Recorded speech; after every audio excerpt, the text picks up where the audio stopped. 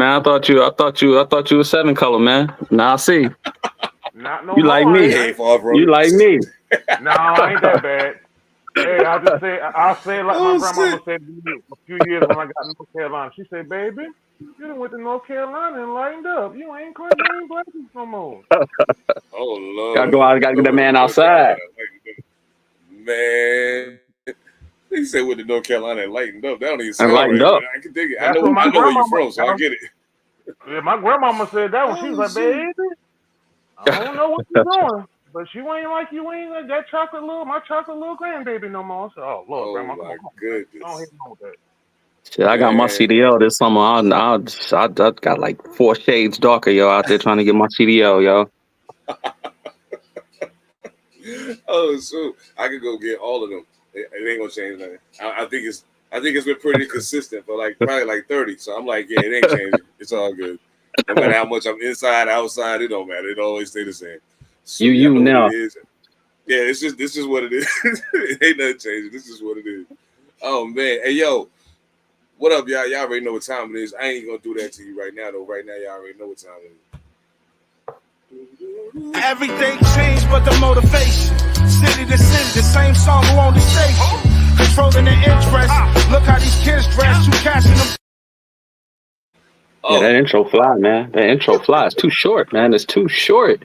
yeah, well, that's all right. When we get some, when Bombay send their sponsorship, I'll put their picture up there. That'll stretch it out some, and then all of these other places that's gonna hop on board eventually because y'all already know what it is. All purpose, man. Mm-hmm. Y'all rocking with the network, putting out the best work. Welcome back to All Purpose Podcast. I am Seven Da Pantha, aka the Carolina Hurricane, ridiculous slang, aka your baby mama's favorite rapper, aka Pod Strickland. Are you getting the point? And of course, I got my brothers in the building with me tonight.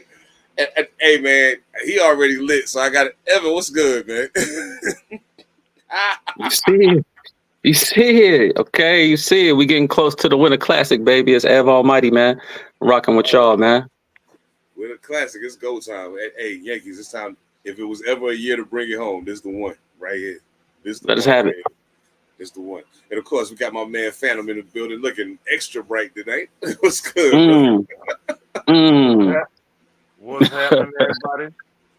You know, I Oh was having man. technical difficulties, but I might have to start shooting like this here. I look a little good today, so I don't know. I'm making it feel right. I'm making it feel a little handsome today, so I don't know. You I already feel know it. what time Hey, it is. bro. Hey, bro. When we get, you know, what I'm saying, to them big numbers we pushing right now, you gotta take every day you wake up feeling like that. You gotta celebrate that shit. You know what I'm talking about? That's real in the Yeah, field. yeah. Hey, look, I'm excited, guys. I am excited. After Me too, man. last night was a great start. It was a great jump off. As a matter of fact, it's another really, really tight competition going on right now that I didn't think was gonna be one, but surprise, surprise. What's the score? Ta-da! Oh man, I'm about to check it right now. Last time I checked, Green Bay was up 12-7. Um, man, that is crazy. All right, Right now, the Jordan. score is 19-14, Green Bay. Okay, Jordan. All Yeah, right. yeah. Oh man, that's crazy. Um, now we gotta get these. We gotta get this. I just gotta say, I picked the Baltimore Ravens to win the Super Bowl this year. I did, and I'm not going to change my pick because of what happened yesterday. I'm not. However, I said it in the chat and I'll say it again. Kansas City just got Baltimore's number right now. They just got their number right now. And everybody's like, well, no, the pass, and it was right. It was only an inch. And I'm like, dog, there was a couple other chances Baltimore had to win that game. And it didn't happen. The pass to Zay was off, man. He did it twice in that last drive. He did it twice in that last drive, man. I don't know what was up. There you go. I don't know what that was, man. I don't know how he missed that. I don't know how he missed You saw Zay reaction. You could tell they practiced that so many times. Zay was like, yo, like, I'm here, bro. You that. know what I'm saying? Yeah. And Lamar, all Lamar can say after the game was like, no, literally, I really can make that throw. Like I'm sure y'all know that. Like I can make that Yeah, throw. I don't know yeah, how, but I just didn't yeah, make it that man. time. It's cool. And I mean, that's the reality of the situation. This takes me back to something that we talked about before, and we're going to talk about the Chiefs and the Ravens. But it made me think about something. It made me think about a conversation I had with somebody about Tony Romo one time. They had just played the Giants. I think it was in the first round of playoffs. So it was a play where Patrick Creighton was running out. Tony Romo drops back and throw the ball. He looks at him. He's wide open. Like the defensive back must have been in cover 3 or something. Like, why are you so far away? You know what I'm saying? He turns and he throws the ball. I mean, a little bit of pressure coming, but it's only like a 10-yard out. And he ain't have a lot of time to get to him. And the ball went right into the ground. And I was like, I've seen him make this throw 500 times. Right. But Right. that time, he didn't make it. So Lamar, I give you some grace in that situation. Also, Kansas City Chiefs defense. Primo. Kudos to y'all. Yeah, Primo. Kudos to y'all. Because when I looked at the yards per carry average down the list, it didn't look like what I'm used to seeing from any of those Baltimore to carry the ball. So I mean, I don't know. I'm gonna stop running my mouth now. What was y'all impressions of what y'all saw from the game yesterday? I loved it, man. It made me excited for the season. You know, right off the bat, you get to see arguably the best teams in the league go at it, and now we get to see the parity. You know, the score was tight. It was down to the end of the game. You know, I think it's finally to a point where I think a lot of games this year gonna be like that, bro. Like the parity is there. You know, people are swapping places and the teams are being rebuilt. I like what I saw, man. You know, but I agree with you. I really do think that it's the Andy Reid machine over there at Kansas City, man. Like you know how people accused New England of just being one up on everybody. Don't it seem like Kansas City doing the same thing right now? Like it don't matter what personnel they got, who they got, what they doing, whatever situation it is, what time of the game it is, it don't matter. Like it reminds me of watching Tom Brady and them play, and I hate it, but I love it at the same time. You know, I love it because that execution is crazy. Like it looks haphazard, but that execution is just crazy, man. I love to see it. I like to see good ball, man. This is gonna be a good NFL season, bro. I want to send a quick middle finger to the Buffalo Bills. Oh no. Y'all the reason Kansas City like this right now. That kid, that wide receiver they got is the fastest human being I ever seen with my own 2 eyes. Yeah. They wouldn't have him if it wasn't for y'all. Yeah, your boy got superchargers on his cleats, yo.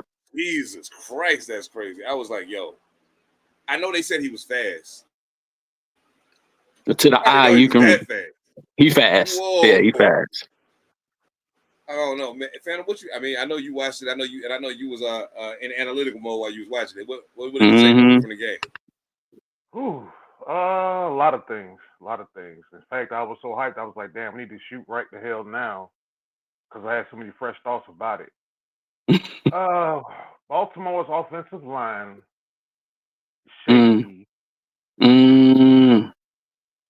That was one part, because they did the Chris Jones, and see, they've been doing this the last, not just Kansas City, but a lot of teams over the last few years. What they've been doing is, you know, the classic way is, if you my right end, my standout right end or left end, I'm just gonna keep you there. But Aaron Donald, they moved around. Chris Jones, ever since they started moving Chris Jones around since last year, the year before that, it's that old, I'm gonna turn the key on which one of you bastards I can beat, and I'm gonna keep doing it. And then you see Kansas City's left rookie left tackle. I can't pronounce his name off the top of my head. But if you're gonna tell me I can't pronounce that young brother's name, I'm sorry. But if you're gonna tell me he's gonna get just better from that being in that pressure cooker, and you got Creed Humphrey, you just you extended Creed Humphrey, which you needed to, which is a stalwart, you're gonna have hell on your hands with the offensive line. Man. The second part of it is, okay, Derrick Henry and Lamar, they gonna have to work that out and find a good spot. Find a good spot for that. Yeah. It didn't look like they had it together yet. They gonna have to find that rhythm to that, and I don't know what the hell was going on with Mark Andrews, but Mark Andrews, my brother, I'm a fan of Mark Andrews, but Lively, that whole game, Lively. What you think about Lively, yo? He looked good, don't he? He had a hell. Yeah, he gonna make Mark Andrews expendable. I don't think they should make him expendable because he's just a veteran and reliable, but lively. Great blocker. Keep them both. Keep them Yeah, both. and he blocks his ass off too. Yeah, great blocker. Indeed. Yes, It's indeed. just whatever their game plan was for me was just like, okay, you max protect or you rolled in the line towards Chris Jones, but we getting one on ones. And them young boys wasn't ready for that Nah. situation. I mean, they can get better, but you can kind of tell like, yo, these one on ones. We worried about Chris Jones, but it's like, hold up, wait a minute, we can get one on ones and still win. And Chris Jones, yeah.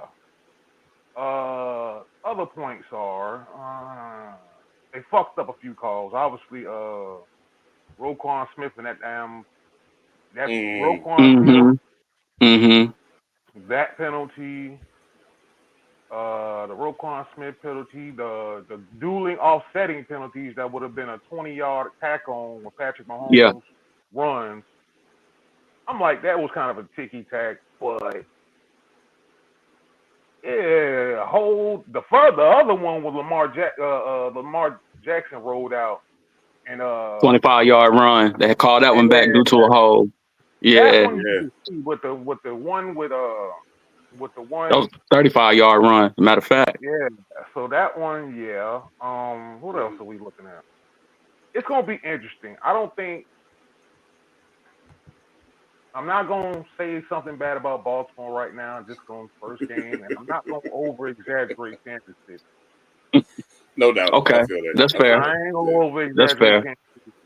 But the defensive backfield part that Jeff said, they look like damn geniuses right now. You let L'Jarius Sneed go to Tennessee. Oh yeah. And it looks like you just kind of Steve Spagnuolo. I don't know what the hell. Steve Spagnuolo got to be a smart ass man because he ain't went back to get a head coaching job. He's like, fuck it, I got what I got. I'm gonna do what I do right here. Yeah, I'm gonna do what I do. Right here. Steve Spagnuolo. Why would you want a headache of being a head coach if you don't gotta have it? Like if you got like I don't think Bill Belichick will ever be a head coach again. I don't think so. I disagree with that point. I don't think so. I think too old. I don't think anybody's gonna hire him. First of all, but I have two schools of thoughts about that. If you want me to go there real quick. About where you going? Belichick, where you going? Let's talk about it. I have two schools of thoughts about that. Now, okay. One NFL thought is, people throw around the Cowboys, which is feasible because Jerry likes talking to the media and Bill don't like talking to nobody. That's one now. So I got three actually. The other one is Coach Belichick like being in front of the cameras and be able to be himself while he's doing Pat McAfee and he's on Instagram now and all that. So maybe that might be the thing. And I'm going to give you the third one, which nobody really has ever said just yet. Who's Coach Belichick's best friend? Head coach? Nick Saban, right? Oh yeah, Nick Saban. So where is the only other place Coach Belichick can go where you will have complete autonomy? College. If you can't get Nick, if you can't get Nick Saban, hey Coach Belichick, now you have complete autonomy, even though it's NIL deals. But guess what though? Coach Belichick can do the same thing Pat Riley did to LeBron. Throw them Super Bowl rings out and say, son, I'm gonna show you the way. I would absolutely positively, if I'm a parent, there's no way I send my kid to school to a college where Bill Belichick is coaching. No way in hell. Why is that? Because you already proved in the NFL you can't relate to younger players. Like why would I want you to coach even younger players that you can't relate to? He's gonna turn into Bobby Knight. There's no way in hell I'm sending my kid to that school. No. He's gonna turn into Bobby Knight. You're forgetting one key to this though, right? Coach Belichick is out of coaching right now. Absolutely. So he's getting a chance to see college training camps. He's getting a chance to see pro teams that he normally would have scout. He's getting a chance to see how all this is now. Absolutely. So the scariest thing is if you give Coach Belichick, if he's willing to adapt and evolve, that's the scariest shit in the world because that's the part right there. I don't think he is. I think he's like, nah, dog, the way I do it works. And if it don't work, then okay, whatever. But there's no reason for me to do it a different way. You know what I'm saying? I don't know, man. I got my own thoughts about Bill Belichick. But you know what? That's exactly why I said Nick Saban. Oh yeah. He has the ultimate Trojan horse in all of Is this. Saban even going to coach again? Even if he doesn't, I'm just offering. Yeah. I'm offering Belichick thing. I'm pretty sure he might, but Nick Saban might be like the hell with the NILs too because he dealt with it longer than Belichick. So Belichick has been dealing with real contracts for 30 years. Oh yeah. So Belichick ain't got to worry about $100 million, $50 million, $30 million guarantee. He got to worry about $2-3 million. Yeah. You trying to tell me Coach Belichick is gonna deal with $2-3 million versus that, and he gets complete autonomy of whatever he does and the backing of a school because they're gonna pay him a pretty penny. It just depends on, like, just to say hypothetically, a Power 5 school offers it to him and he wants to do it, but you're giving him the time to reset, readapt, possibly if he's capable of that. That's the only thing. Oh, the other thing. Since we got to steer it off for a second, but I want to go back real quick. I think we're starting to see, and I think we talked about this before. I think we're starting to see the passing of the torch in the Kansas City Chiefs passing game. Travis Kelce had 3 catches last night. 3. Now I had said that to somebody else. They was like, "Well, no, they was scheming." I said, "No, they've been scheming for him for years. It ain't never stopped him from throwing him the ball, ever. The only reason you don't throw him the ball is if you got what is currently a better option. At the moment, it's a better option. Rashee Rice caught 7 balls for 103 yards yesterday. 7 of them. Looked good doing it too. He looked good doing it. He looked very good doing it. Yeah, and for anybody who questioned why Kadarius Toney got clipped off, well, it ain't completely got to be Rashee Rice. Kadarius Toney did a lot of that there. So, but if you got to wonder why Juju Smith-Schuster, who is a veteran who's had 1,000-yard receiving season, another almost 1,000-yard receiving season, gets 1 target yesterday. You know what I'm saying? If you got to question that, if you got to wonder why, when you look down the whole list, Rashee Rice had 7 catches, Xavier Worthy had 2, Noah Gray had 3, Travis Kelce had 3, Pacheco had 2, Justin Watson had 1. But that's what they're creating right now, huh? But that's also might be very purposeful. Also, no, that's what I was getting to. I was going to say what I'm saying is and everybody wants to blame injuries, and that's got something to do with it. But I told somebody as the year was progressing last season, I was like, Travis Kelce slowing down, he can't help it. He's caught so many passes over the last 5 years. He's had to block so many people over. His body can't continue to take the same punishment. So at some point, somebody has to develop to take the pressure off of him being the focal point of the passing game. What you do is you go light on Travis Kelce now until you really need him to show up. When you really need him to show up, then you'll see Travis Kelce with 10 catch games again, if they need him to do it. If Rashee Rice continues to perform this way, Kelce be like, "Yo, I'm chilling to the playoffs, dog. Let's go. Keep doing what you're doing, youngster. I got you." Kelce's starting to look like Gronk did in his last 3 or 4 years. Gronk still made the catches, but you could tell that he was lumbering. You could tell that he got up off the ground a little bit slower. Tight end, man, you blocking, you getting hit every play. You're not a wide receiver, yo. You get a lot of contact, man. That wear on the body for sure. And he got Taylor Swift, man, so he ain't got to play ball no more. It's a wrap. So that year in Tampa Bay, where Gronk went down there, everybody, we already knew Gronk. He already was out the league and came back. You know what I'm saying? So, and the thing was, did he statistically, if you look at it on paper, he had a good season. Yeah, he did. If you were paying attention as the season was progressing, it was like he had 1 catch this game, 2 catches this game. Oh, we playing somebody that's going to double all the wideouts and do all this bracketing to the wideouts to make sure they don't go crazy. Okay, Gronk, you catch 6 balls this game. Oh, now we back at 2 balls the next game, 1 ball the next game. Oh, y'all going crazy, dropping off. All right, here you go. Boom, boom, boom. 5 balls this game. You know what I'm saying? Spot duty. Exactly. As the tight end get older, because of the punishment that they take, I think it's the smartest thing they could possibly do. And I started seeing it last year, and I was like, Kelce just don't look the same. Something's different. And as I started observing him, I said, oh, I get it now. All that punishment starting to catch up with your ass. I feel it. It's okay. You have more than made your point, sir. You have more than made your point. But you know something, if y'all noticed something, especially off that game last night, and if you noticed, over the last few years, well, we say all this, something else has gotten better. Renegade. His blocking. Oh, Drinking hell yeah. Oh, for sure. Hell yeah. His blocking is what's gotten progressively over years. Like if you were ask me in their prime who's the better blocker, him or Gronk, I would say Gronk. Yeah. And Travis Kelce's the more fluid route runner. Absolutely. But if you noticed it, his blocking has gotten better and better and better. Oh yeah. And the offense, and to y'all point is like the offense is like, well, we don't need you to be Travis Kelce right now. Hell, we gonna pay you because we need you to be Travis Kelce when it matters. When it matters, yeah. I don't give a shit about week one. Just go ahead and get them blocking in. You know what I'm saying? No torn hamstrings. You're gonna be sore as Yeah, shit. there you go. Yeah. I don't give a shit about all that. Yeah. Well, we need I you just to be just ride Rice and Pacheco. That's all they need. Just that right there. They tight for the regular season.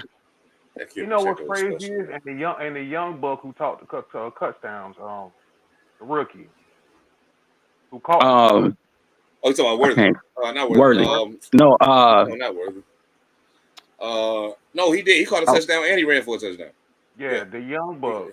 Yeah. Because the route that Rashid Rice was killing them until they got smarter on killing them on the inside slant.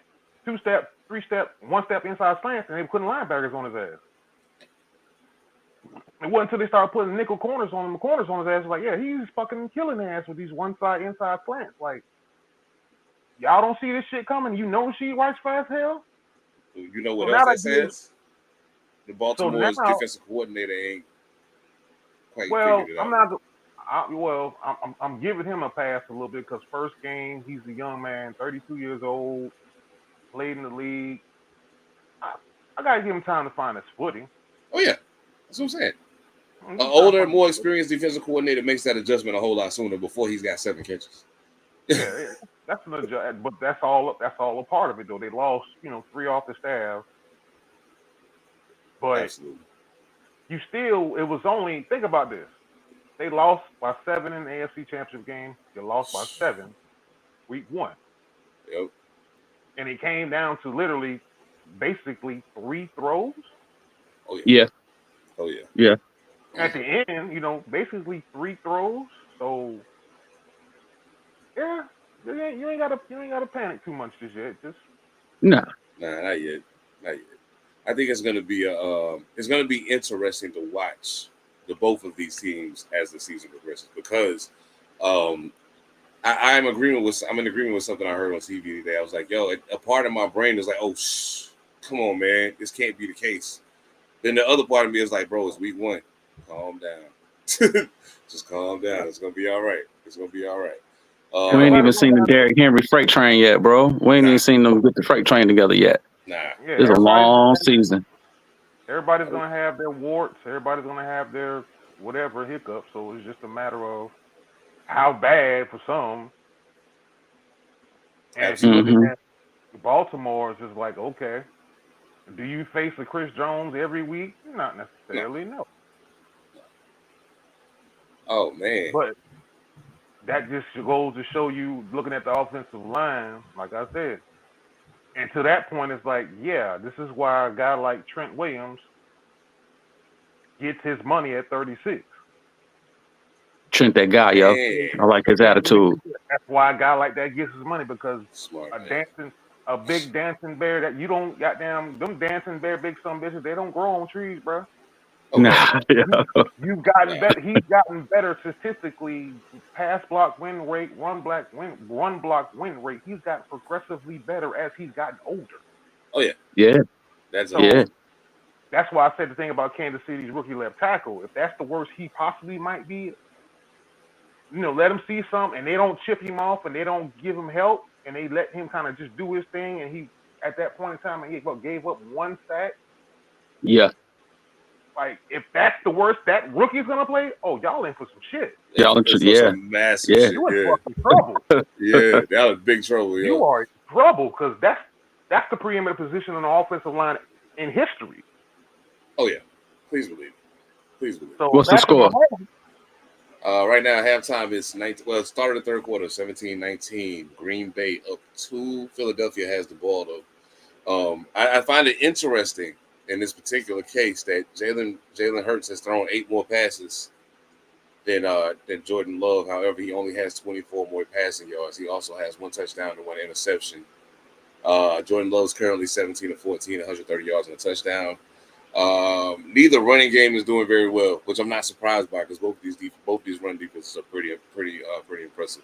Saquon Barkley has 9 carries for 31 yards right now, but he does have a rushing touchdown. He also has a receiving touchdown. So, hey man, look, Saquon Barkley a problem. Still support you, Saquon. Hey, we appreciate it. No, I don't care who he played for. I don't care what helmet he put on. He's still Saquon. That's a big boy, man. That's crazy. So I want to ask y'all, man, because I know what I'm saying. I know we working with a certain time frame. I did want to ask something else though before we go. I do want to do picks for the NFL for this week for week 1. Yeah. But before we get to that, there's been a lot of I'm not accustomed to it being this much movement in the NFL this late in the situation. You know what I'm saying? Usually, you'll see a lot of swift movement when free agency first opens. People, like we already been having these conversations. We just gotta wait for the time to come so we can actually sign the paper. You know what I'm saying? So you see a lot of things move quickly in the beginning. I think that this may be the most active trading I've seen this far into the offseason. You know what I'm saying? Like there were still trades going on up to a week ago. Yeah. Very unusual for the NFL. However, one of the things that I did notice was, and I'm glad you brought up Trent Williams because it brings me back to my point. The NFL players are putting themselves in a position. They are fighting a different fight than most other athletes are fighting. The NBA is very player friendly, very player driven. The NFL, as we've discussed, is very organization driven, even though the players make the organization.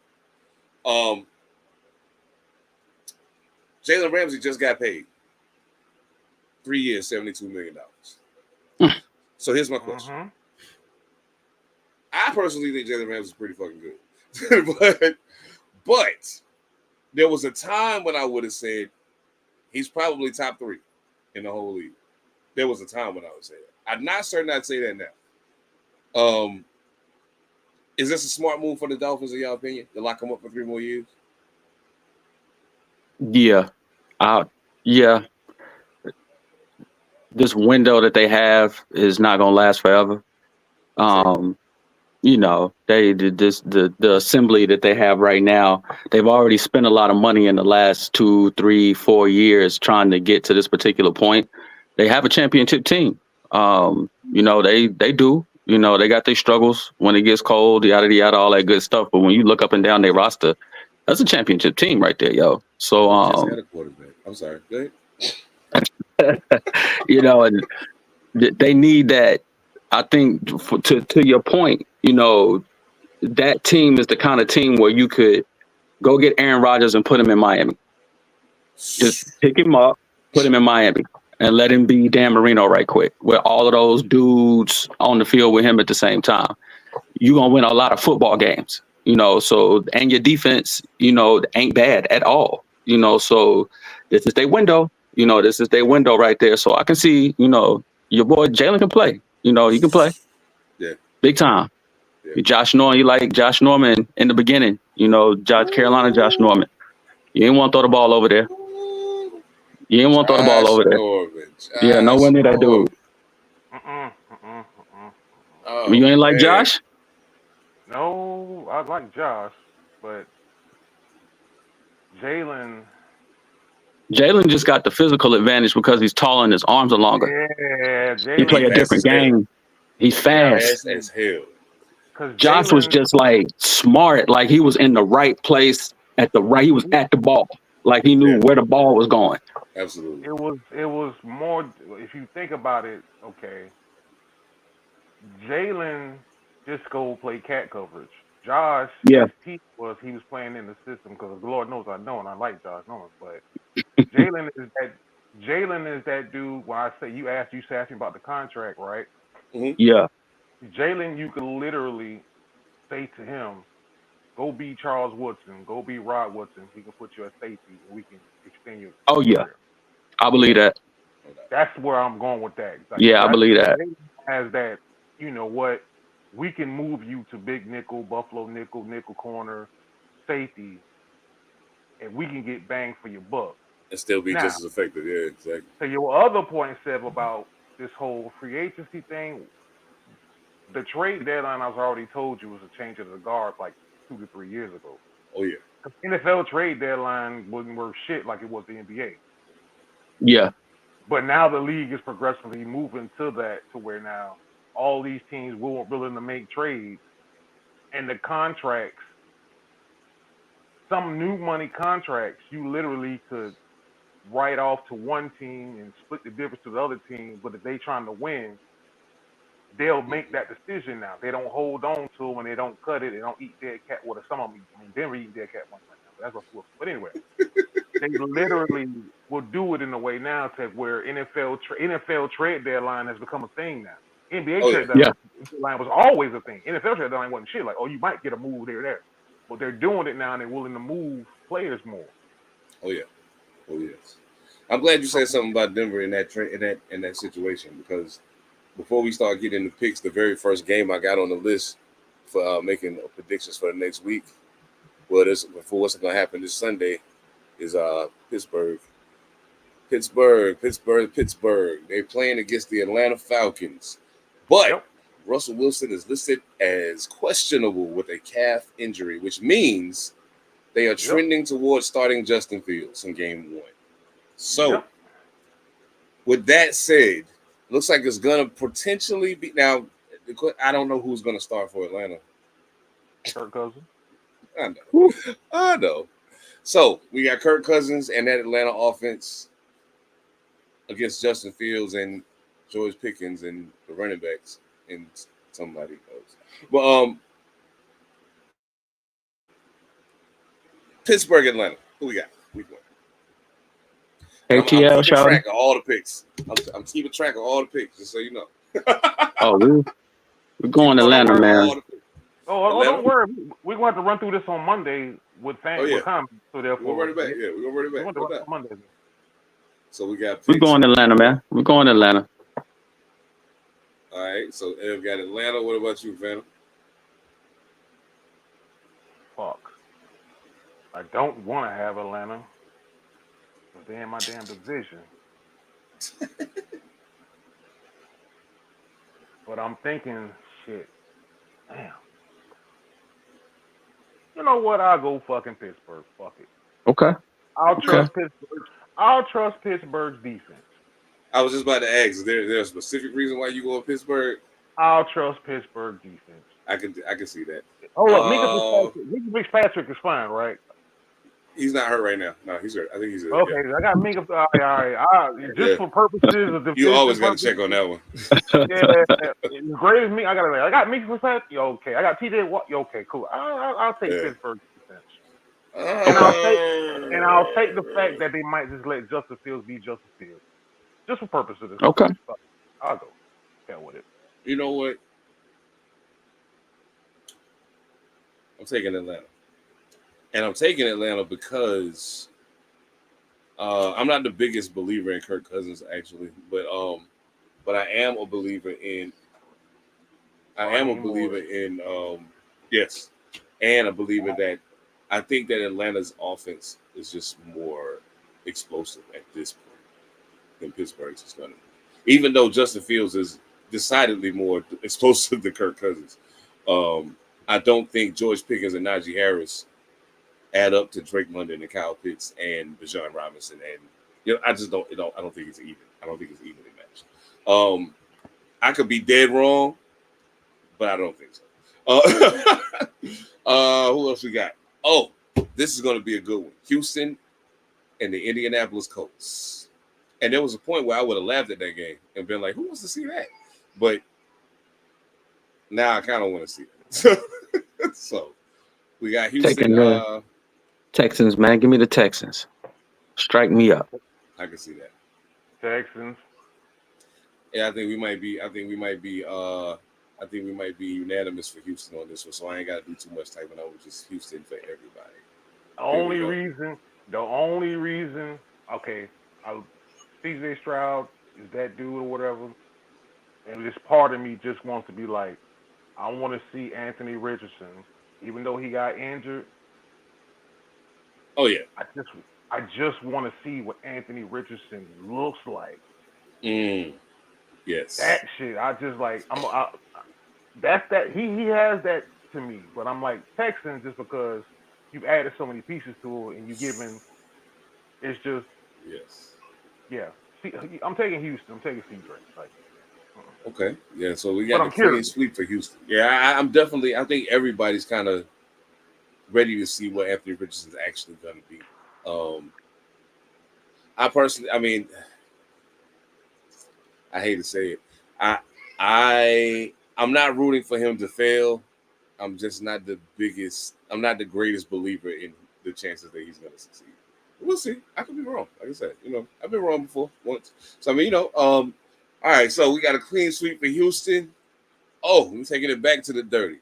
Jacksonville and Miami Dolphins. Jags and the Dolphins. Who we got? Give me the fans. I'll take the Dolphins on this one. Ooh, okay. What about you, Phantom? We starting off like they got some fire games this first week of the season. I'm trying to tell you. I was looking at, and that goes back to the parody you was talking about. Fans. Uh-oh. Yeah, I'm going Dolphins. Yeah. You know what? Yeah. I'm taking Jacksonville. And you know what? I ain't even mad at you for it. I ain't mad. I'm just like, if I may, y'all tell me if y'all feel this way or not. I need this year, Trevor Lawrence. It's time, young man. It's time. Skirt. Clean sweep for Miami. I forgot. I don't believe in fucking Trevor Lawrence. I don't believe in this nigga. Nah, I don't. Not at all. And I'm looking at everything else, and I'm like, I love Travis Etienne, and I love Christian Kirk, and I love this person, and that defense is cool, but then Trevor Lawrence is still the quarterback. So yeah, I retract my selection. We going 3-0 Miami. I can't. I just don't trust that dude, man. I don't. Now I was going to only go with like the high profile games, but I realized none of our teams are high profile teams, so none of our teams are playing in those games. So I did include the games that each one of our teams is playing. So we got Carolina and the Saints. Ooh-wee. I'm going Carolina. I'm going Carolina. I'm going Carolina. I'm going with the Panthers too. I am going with New Orleans. At home? I'm going with New Orleans. Yeah, at home. Yeah. And I got respect. Mm-hmm. And the thing is, I got respect for Derek Carr. I got respect for Dennis Allen, Cam Jordan, Olave's a beast. But I'm just picking that because maybe it's the hopeful week one in me that says, okay. But I'm not. I mean, look, first for the record, let me go ahead and put this on record now. Let me go ahead and put this on record right now. I'm very rarely, if ever, going to pick against my team. I don't give a damn who the fuck they playing. Hey, but at least you're honest. I will realistically, I will explain to y'all why I'm doing it, and I will say whatever, like, trepidation or, like, worries I have. But I'm just telling y'all. It's understandable. Shit, I'm just going to tell you. Fuck it, I'm going with them. But NFC South was so wide open, therefore I can do it. Until really somebody stands above head and shoulders above everybody else, until I see it, then I'll start adjusting that. But I'm not gonna pick against my team. Hell no, especially in the division games. Shit no, because I'm only picking New Orleans because I still feel like outside of Kirk Cousins, Derek Carr's still one of the better quarterbacks in the league. So like, I think the last year injuries had a lot to do with how he played, and then Dennis Allen is a dumbass. So I mean that doesn't help. Question for y'all: since you said that, because I was kind of falling off about it. What's up with Michael Thomas? That's a good question, yo. Mike, I don't even think he's signed with anybody right now. So he's out. Because Yeah. I just thought about that. I was like, wait a minute, I ain't heard Michael Thomas name and all this shit. I'm like, I hadn't really checked, and you just kind of forget. Oh yeah, man. Like, He's sheesh. This guy. Yeah, he's not on anybody's team right now. Wow. That's crazy, bro. But you know what though? He only can't play the first game. He got suspended, but he was only suspended for one game. I'm gonna have to go back and look at. Now that I asked that question and I wasn't even thinking about it, I'm gonna have to go back and look at that. I can answer that. I can answer that later. Just where I'm sitting there, I can't right now. But yeah, that's a good point. But yeah, keep moving. That is crazy. I often wonder how that's going to turn out. I don't have the highest of hopes, but like Michael Thomas concerns me. Yeah, I'm a little worried about him, to be honest with you, like mentally. We got the Minnesota Vikings against the New York Giants, the New York Football Giants. I'm taking the Giants. I can't say I blame you, actually. And not even just because that's your team, but Minnesota got some questions to answer. Yeah. Yeah. Phantom, who you got? I'm sorry, young man. I'll take the Giants too, because shit. Sam Darnold versus Daniel Jones. Wait a minute. I'm out. Retract. Justin Jefferson versus who? Who gonna cover him? That's the question. So I'll retract that. I'm sorry. I'll have to retract. I was about to say Daniel Jones. I was like, you know what? I'll take the Giants. And I was like, wait a minute. Justin Jefferson off injury, just got paid. And Zach O'Connell, the head coach? Who throwing them the ball? Sam Darnold. Sam Darnold is. But I'm just taking best for best. That's all I got. That's all I got. I see that. I can't since the wide receiver position is so dependent, you know what I'm saying? I had to take Daniel even though he's my quarterback. At least he'll distribute the ball. If nothing else, at least he'll bring the ball down and run, if nothing else. But you didn't get Roma Doozy. Roma Doozy with Chicago. What receiver y'all drafted? Because I'm missing his name that got promised. Hold on, I'll tell you. Yeah. Oh. I'll tell you, boy, name. I was looking at their roster earlier today. Everybody they picked up. Oh, damn! Now you got me thinking. Talking about Malik Neighbors. That's it. There you go. Malik Neighbors, yeah. That's why I say, but Malik Neighbors ain't Justin Jefferson yet. So not yet. You know what? I mean, no, he's not. I mean, I'm not. I'm definitely not. Not disagreeing with that. Yeah. I'll go Minnesota slightly, but I'm only slight. A rat's ass nostril, slightly type shit. Like, yeah, no, like I'm going.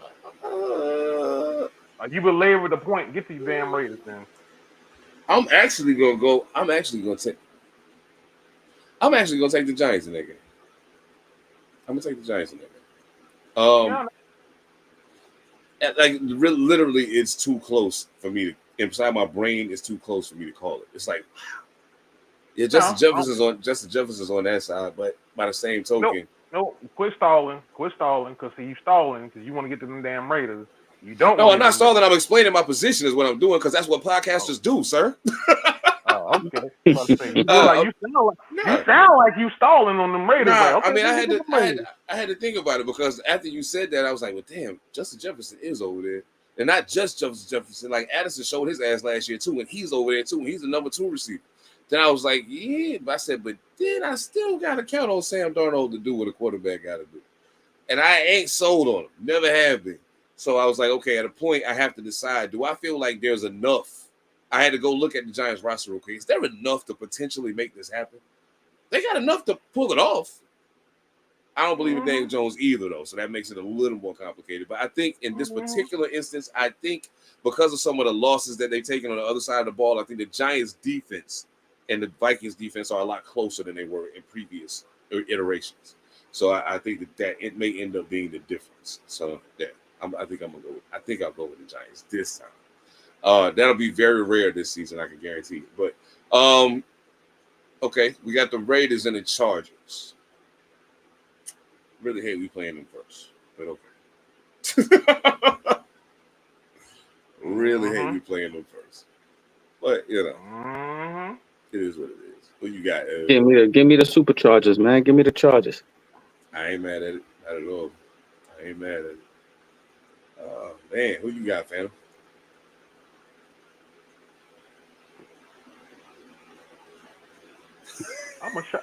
I'm a shock the shit out you. I'm finna shock the shit out you. I'm finna go against my boy on this one. I'm finna go against Jim Harbaugh. What? I'ma shock the shit out you. That's why I say get to it, because I say I'ma shock the shit out of him. He ain't gonna believe I'm even saying it. Nah, I don't believe it at all. Oh, I don't believe it at all. now you gonna blame it on me, but I'm gonna shock the shit out you. I'm gonna go Raiders. I'm going to go Raiders on this one. Okay. I'll take Jim later. Right early, I'll take Antonio Pierce right now. I feel that. Right now, I'll take Antonio Pierce.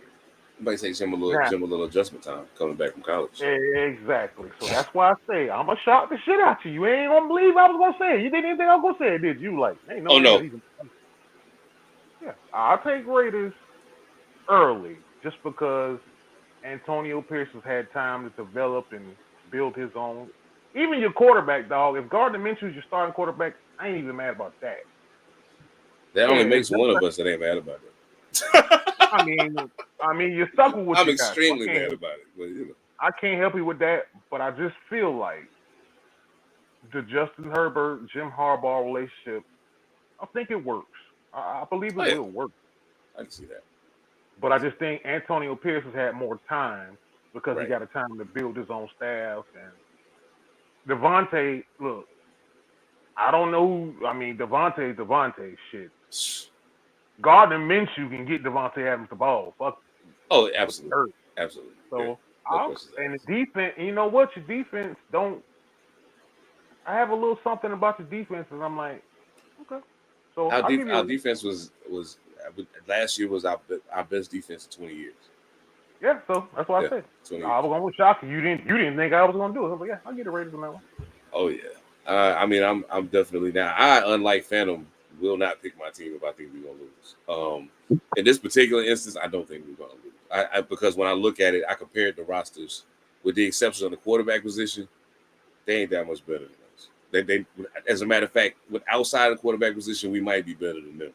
So now the quarterback position is very, very important.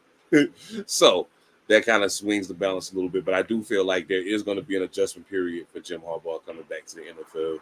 There's going to be an adjustment for the Chargers when losing some of the pieces that they lost from last season. Justin Herbert has had Keenan Allen and Mike Williams since he's been a pro. You understand what I'm saying? So now he's going into a brand new season without either of them. And that's going to be an adjustment for him no matter how talented he is. And I think he is a very supremely talented quarterback. So yeah, I got the Raiders in that game. I think it's going to be close. I got us winning by 6. So I think it's going to be a pretty good game. Oh man, Dallas and Cleveland. Ooh. It's going to be a good game. I took the Cowboys. It's going to be a very good game. Yeah, I took the Cowboys. Okay. Phantom, why you look like?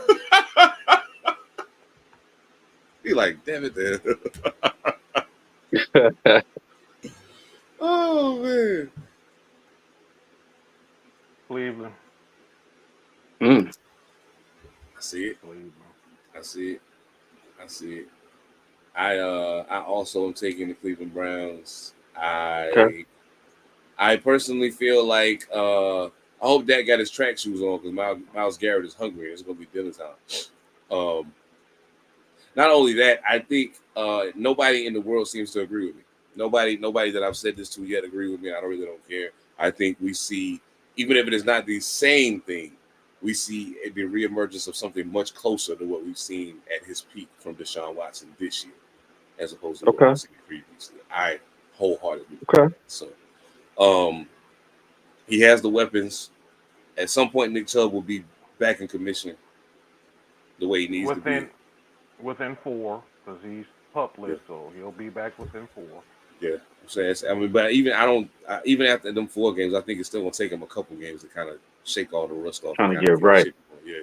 So I mean, having Ford on the team is probably one of the best things that could happen. I do want to give a shout out to Kareem Hunt. I don't know where you are presently. I don't know if anybody signs you, but hey man, you look really good in silver and black. Is all I can say. So like I said, but you know what though? Y'all say Cowboys, and I say Cleveland. I picked Cleveland. Oh, you said Cleveland. Ev said Cowboys. Yeah. And I say, ooh wee boy, Cleveland. Jesus Christ! If Deshaun Watson don't show up this year after they restructured and made that $62 million available cap space and everything we didn't talk about, oh have mercy. Because you got the offensive line, you got the defensive line, you got Cleveland is the Miami of the North, bro. That window. Yep. You got all the pieces. You got all the pieces on the field. All of them. What you going? Is your quarterback gonna be who you think he is? If so, yeah, you gonna light it up this year. If not, we're gonna be talking about him all season, bro. Oh yes. Ev.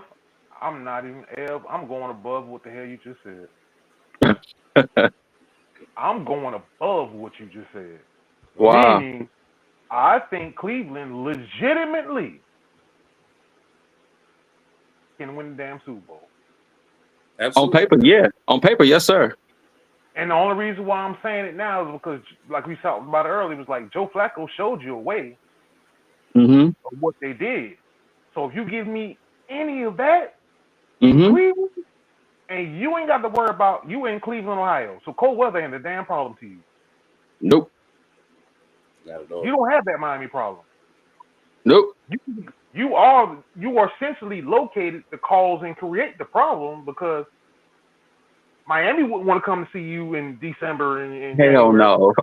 Not in no Cleveland. Hell no. You essentially create that problem. So the only problem you have to really go against is a Baltimore or Kansas City type of Yeah. Pittsburgh type of team. So you literally are sitting there like, if I can get this shit just to be consistent enough.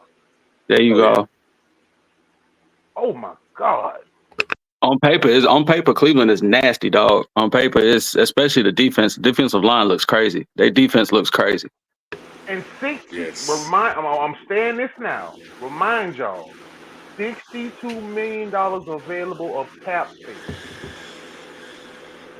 Big deal. Big deal. That's a big deal right there for it not to work. Bruh, you literally, and see, Sev, you said something about Deshaun Watson.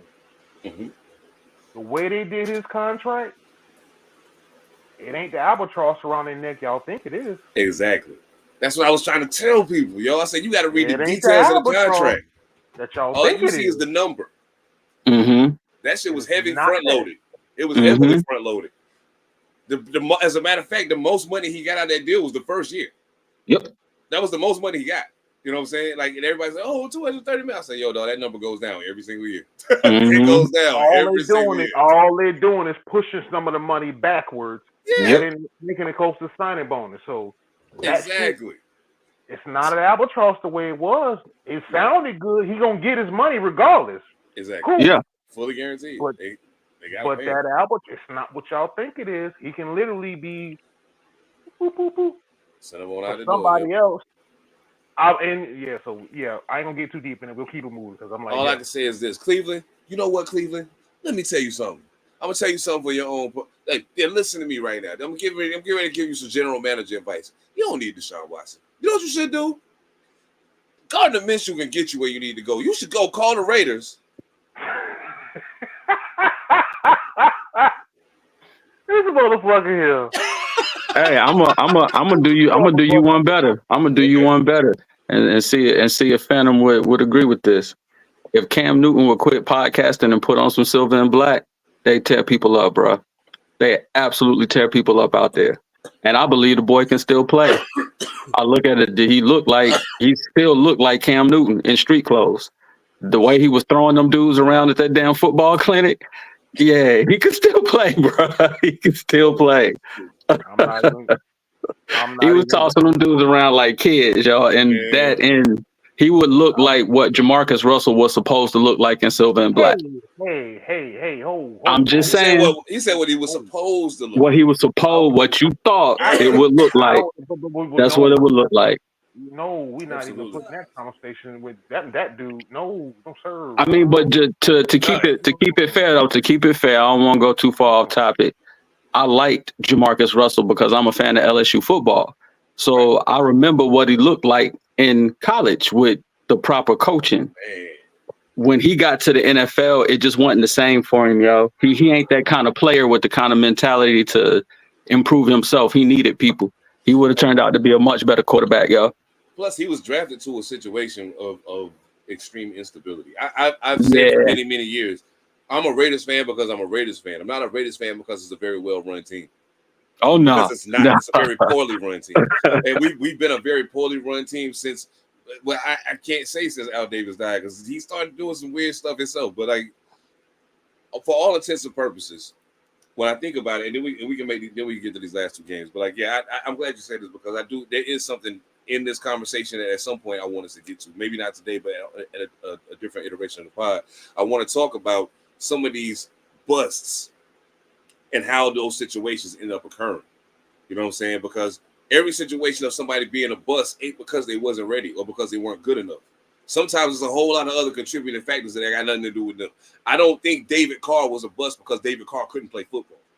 I don't think Joey Harrington was a bust because Joey Harrington couldn't play football. I think they both were busts because they walked into situations they weren't prepared for and got hit so many times. It was like, oh my God, I'm scared to stand back here and throw the ball now. Carr got crushed. Yeah, that was crazy. Oh my God, I never seen nobody get hit that many times. He was getting crushed, yo, every game. Yo, that was pitiful. I never seen nothing like it. And all I kept thinking to myself was, no matter what his skill level was when he came in the league, no matter what he could have been, he's never going to be that now. He's shell shocked. Yeah. He's shell shocked. There's no way to come back from that. You know what I'm saying? Like the first time I ever seen, and then we can get to the last two games, but the first time I ever seen a dude who was an All-American wide receiver in practice. First time he went across the middle of the game and got laid the fuck out. He got never the same. Every time he came across the middle after that. T-Rex ass nigga. Every time he came across the middle after that. And I was like, yo, if you don't reach out and grab the ball, son, yo. Anyway, but yeah, so I get it. Yeah, it's a whole lot of things that contribute to stuff like that. But I do want to say, though, just to your point before I go to the next game, after what I saw in New Orleans, keep Cam Newton the fuck away from my football team. But dang. All right, now, hold up now. Well, we not gonna know. Hey, I love Cam Newton, bro, but I know what I saw in New England. I don't want that in Las Vegas at all. I don't want that nowhere near the silver and black. They can keep that shit over there. Damn. I don't want it. Nope, I don't want it. I'll keep Gardner Minshew if that's what we get. I'm cool. You take Gardner Minshew over. Look at Cam Newton passing numbers in New England and tell me Gardner Minshew just last year outplayed that. So I'm just saying. I personally don't think Cam was a good fit for New England. I don't think he was a good fit for New England. Not at all. I'm sorry. Let me take this over so we get back on topic. Let me take this whole shit over because you went real reckless on my guy. Numbers don't lie, and I know what I saw. What you talking about? Yeah. He had a full. Cam Newton didn't have a full offseason. Cam Newton took a chance on himself. And the fact, no. Okay. Hell no. They draft Mac Jones and give Mac Jones, who was the defensive court, as offensive coordinator. So some shit wasn't going right in New England in that back half of that, right? Oh, not at all. Yeah, that shit was terrible. Okay, so Cam Newton, oh, by the way, he had that stretch where his whole shit, Cam Newton's back in New England because they had to give Cam Newton the ball, but they undercut him and all that bullshit. Okay, fine. Let's just go ahead and cut that short right now. Now, does he want to play? Am I going to say right now Cam Newton's better than anybody? No, because he hasn't been in a training camp, off-season program, none of that. I'm realistic about that. Not at all. So that's the realistic part about this. But yeah, we just ain't gonna shit on that man like we think. No. Oh, if bro, we give comparable time, hey, then we have a conversation. I'm gonna tell you some good shit. Comparable comparison. I'm gonna tell you some good shit. Ever since 2016, when you hurt his shoulder, if I gotta have my team throw the ball, keep that nigga away from me. Keep him over there. Now, before the injury, sure, give me Cam. And that's the part that I wish people would take into consideration when they talk about him, though. Because I'm like, dog, y'all act like he wasn't that nigga before that injury. Then he tried to play through it, and it just made it worse. Y'all act like y'all didn't see that. That's the part that pissed me off when people start talking about Cam. I'm like, dog, you forget he was just the MVP the year before that. Come on, man. People forget two things, though. It ain't the TJ Watt hit that fucked him. No. He reminded me because I was like, that's what fucked him. It's that interception he threw in the San Diego Chargers game, trying to make that damn tackle. That's what started it. Yes. Yep. That play right there. Because I forgot. I was like, oh shit, that was the one that he did. But, but even to that point, if you compare 15 to 16, he was above every number statistically he had in 15. So that's the thing. Oh yeah, he was rolling. Yeah, he was rolling. He was rolling. I was like, yo, he was doing even better than he was in the MVP year. And so in essence, yeah, he made an adult choice and went to these teams and shortchanged himself. Okay, cool. It's just what he is now, we don't know. And I'm not going to ask that question because I'm not going to make him the Colin Kaepernick through different situations of what we going to call him. And that's no respect to Colin Kaepernick. I'm just saying, like, no, I'm not going to do that. If he wants to play, he gets in a training camp and he gets time in a system that he's comfortable with, then we can have an honest conversation. But right now, no. Shit. Man. Now, you can move on now. I got my piece off. Move on now. I got my piece off. Y'all, you give me a hell of a headache. I'm like, God damn, this nigga got to jump. He done jumped. Hey, Cam, come on to Vegas. The casino's wide open. Come on. You come play at the casino. That's all good. Oh, man. There's lots of new baby mamas out there. Oh, shit. You ain't shit, boy. God damn it. I'm just saying, bro. You ain't shit. Homie said he wanted to be fruitful and multiply, yo. He said it. He said it, man. Come on. He trying to raise Nick Cannon, yo. He trying to raise Nick. Bro. Them boys is racing right now. Hey, this is a sports podcast. I'm not touching that because I know I've already watched it and I've listened. This is a sports podcast. I'm not touching that shit. The next game we got is the Detroit Lions and the Los Angeles Rams. Ooh. That's gonna be a great game. I took Detroit though. I took Detroit. It's gonna be a good one, but I took Detroit though. All right. I got Detroit. Yeah, I got the Lions. I got Detroit. And I love the Rams. I got to see what life without Aaron Donald looks like. Okay, here's okay. Before I give you my pick, that part right there, what he just said, that part right there is a big part of what I'm about to say. So I need to see what life without Aaron Donald looks like for that defense. For one, for two, that this goes against Detroit, not against the Rams. The Aaron Donald question goes against the Rams. The other question of mine goes against Detroit. It was one thing when all you had to do was double team Cooper Kupp and hope that you slow him down. It was one thing when that was the problem. It's a whole different thing when it's two people that you need to do that to. But you can't double team both of them. Because the kid running the ball can run it. Like for real running. And y'all should be very familiar with the motherfucker back there throwing them the ball. If he gets protection, he will tear you apart. That's the only thing. But in the back of my mind, I keep thinking, but Detroit is really good, yo. Really good football team. Really good football team. Whoa, they're good. and they only got better. Yeah. And they only got better. So I mean, I'm like, You're giving defensive coordinator Aaron Glenn a little more weapons on defense to work with. I know, right? Oh, shit. So You the know what? questions you're really asking is, can Cooper Kupp be Cooper Kupp, and is Puka Nacua gonna have a sophomore slump? That's what you're really asking. That part, yeah, that part. All right, That's what you're all right. asking. We got Detroit. Detroit just 30. The Rams. We'll see what happens. Okay, now this is the big one. This is the one I actually want to see. I mean, there's several games on this list that I actually want to see, but this one I really want to see. And just so y'all know, those of y'all that's listening right now for the picks and all that, will be halftime of this game I'm about to mention. We'll be there live. Come talk to us. The New York Jets and the San Francisco 49ers. That's how you start off Monday Night Football right there. Yeah. That's how you start off Monday Night Football. Yeah, it's prime time. That's how you do it. I'm taking the Niners, man. I'm taking the Niners in this one. I had a feeling about that one. Taking the Niners, man. Okay. Oh man, I can't blame you. That actually makes perfect sense. But okay, I'm not going. Phantom, who you got? I'll cede my time to you and let me hear you. And I'm thinking in my head. I'll cede that to you right now. Shit, I was still thinking too. Because I was thinking about it earlier. There's a lot of things about this to make this game interesting. The unexpected emergence of Brock Purdy makes this game interesting. Because now you're about to be in a shootout with one of the greatest quarterbacks you've ever seen. You're about to go head to head with one of the illest that we've ever seen. This should be interesting. San Francisco's defense, you're not walking on the field as the only amazing defense in the stadium that day. The Jets defense is fucking good. Don't get it twisted. They are very good.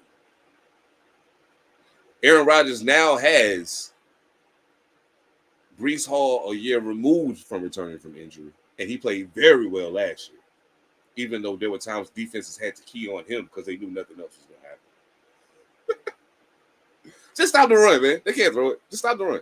Stop Breece. You got nothing else to worry about.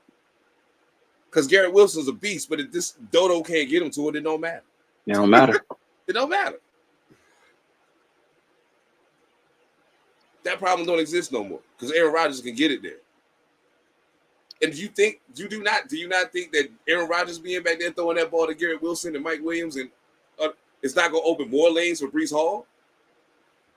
Oh my! But then there's Christian McCaffrey on the other side. McCaffrey, not to mention Debo Samuel. Not to mention George Kittle. So I mean, yeah, it's a crapshoot. I'm like, yo, this is gonna be fucking nuts. I can't wait to see this game. As far as my pick,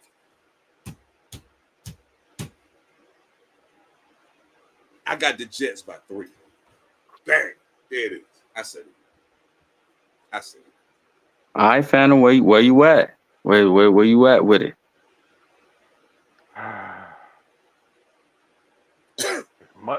As much as I just said what I said about Trent Williams,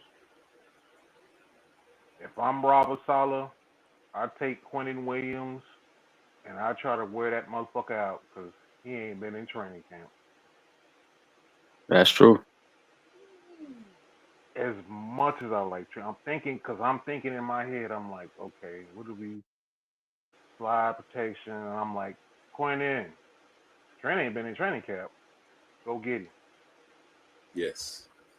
Every play. I think, like you were saying earlier, though, not being able to find a dancing bear everywhere. Some of them dancing bears are just so naturally gifted that even when they ain't in training camp, they just not they're not normal. Trent Williams is one of them dudes. He just ain't normal, yo.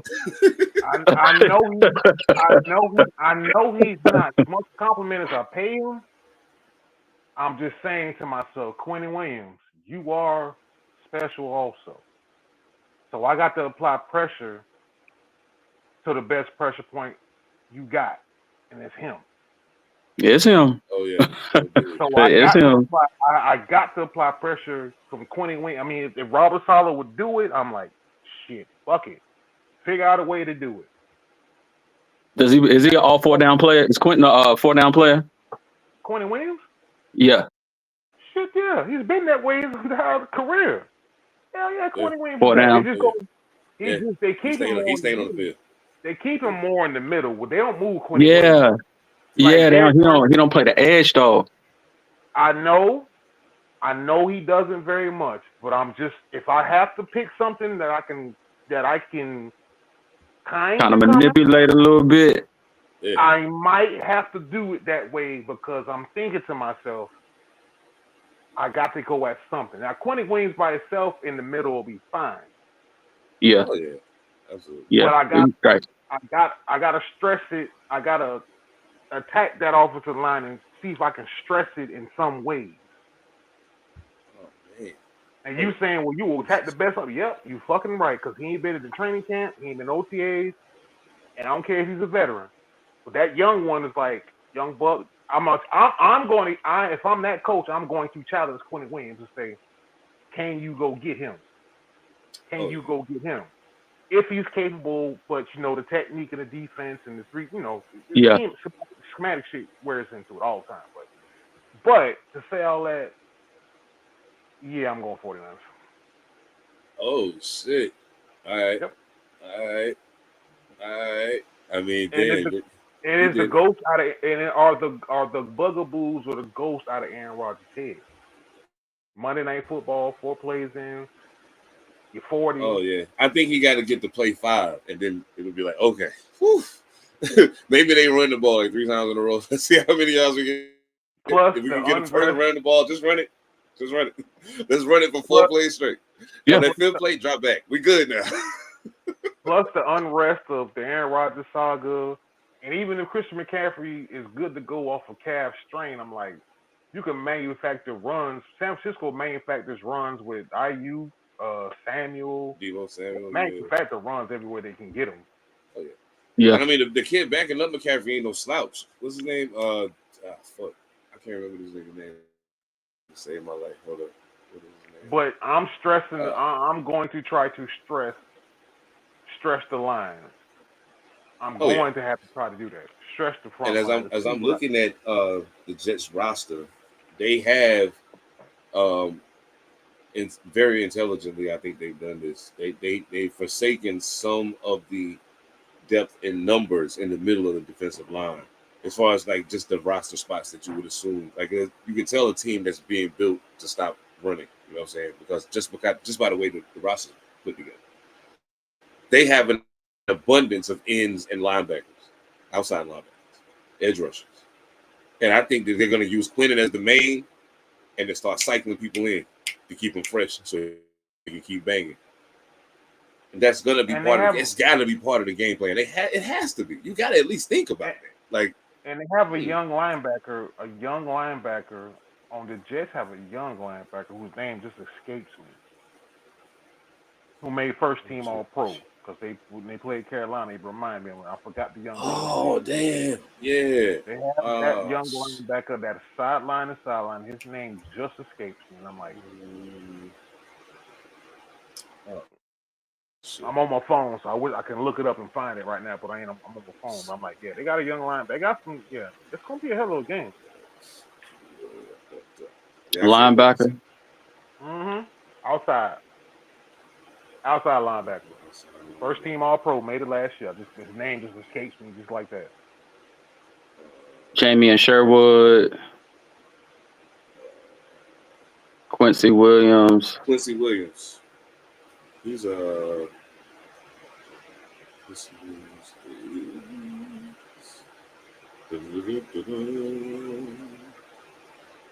Yep, linebacker, number 56. He was a first team All Pro last year. Quincy Williams. Yeah, Quincy Williams, Sauce Gardner. And they base 4-3. That's who they got listed. Yeah. There you go. That young linebacker. Sideline to sideline. He runs, he kicks, he catches. I'm like, it's going to be a hell of a damn game. Hopefully a hell of a damn game. Salute to Sauce Gardner, man. And I'm going to have to say, I didn't know what Brock Purdy was for a while. He doesn't suck. He actually can play football. Like he doesn't suck. So they have enough quarterback. They have enough quarterback to be able to do their thing. And George Kittle, that's my favorite tight end in the NFL right now. George is an animal, yo. Brock Purdy is. Oh, my bad. I'm sorry. I forgot. I left somebody off in all this. My guy, Fred Warner. Oof. Fred Warner off there. That's my guy, Fred Warner.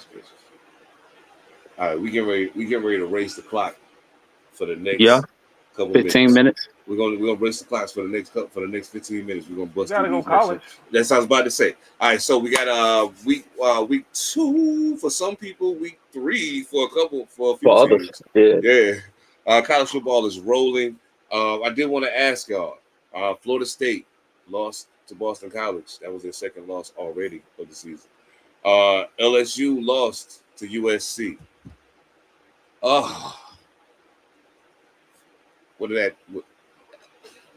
I think the landscape of college football this year is going to look very different than people thought it was.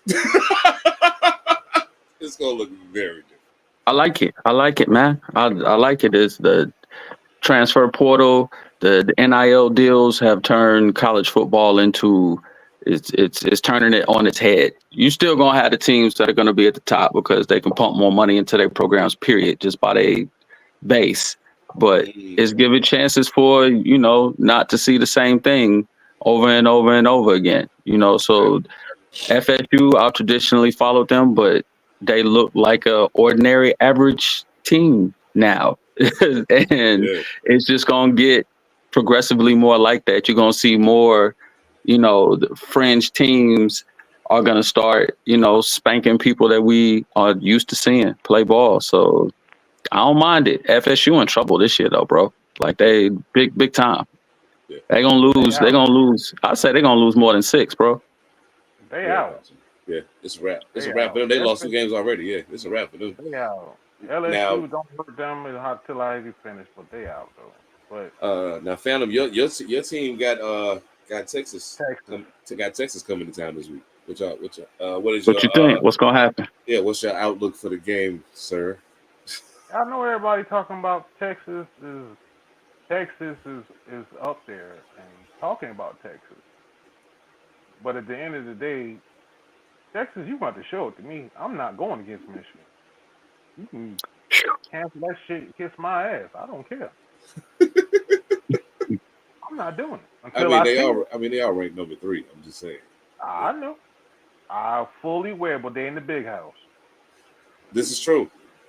Counts for something. This is true. They in the big house. Yeah, Jim Harbaugh's gone. J.J. McCarthy's rehabbing an ACL in Minnesota. A lot. But I'm not going to do it until I see it. Because we were talking about Texas since who? Vince Young did what he did, and Texas always been everything it's been. And I'm like, all right. I ain't doing it.